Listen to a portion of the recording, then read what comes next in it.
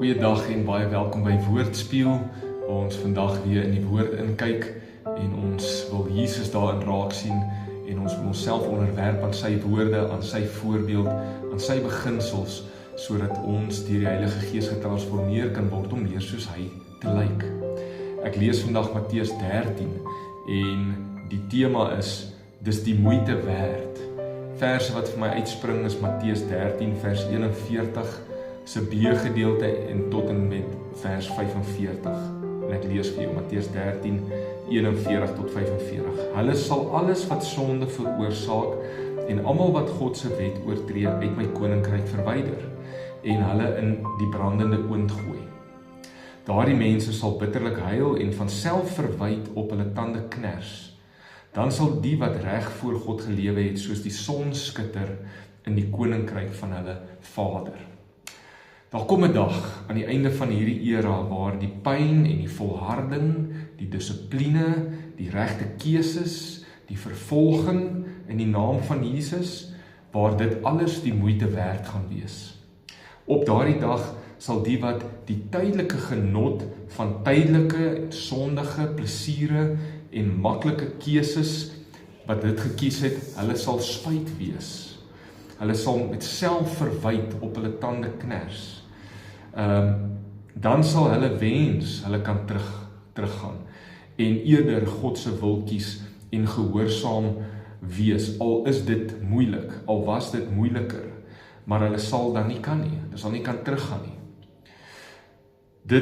Die wat reg voor God gelewe het, sal dan sien dat al die dinge wat hulle moes deurgaan, alles wat hulle moes prysgee vir daardie reg lewe, die moeite werd was.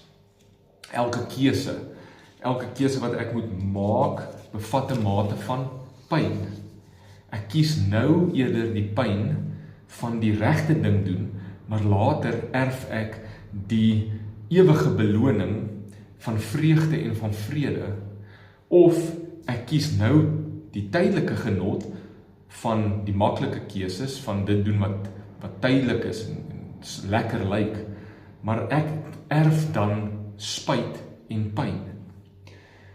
Hierdie skrifgedeelte sê vir ons, dit is die moeite werd om my nou te ontsê van sekere goed in die lig van die ewige, om eerder nou die regte ding te kies, om eerder nou God se pad te kies, en later die vrede en die vreugde te erf, wat alle verstand te bowe gaan. Hou dit in gedagte vandag, jy het 'n hoopvolle toekoms wat vir jou voorlê.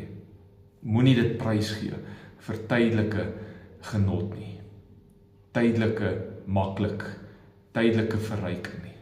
Dit is soos Esau wat sy erfporsie prysgegee het vir 'n tydelike bordjie lensiesop en later was hy spyt gewees.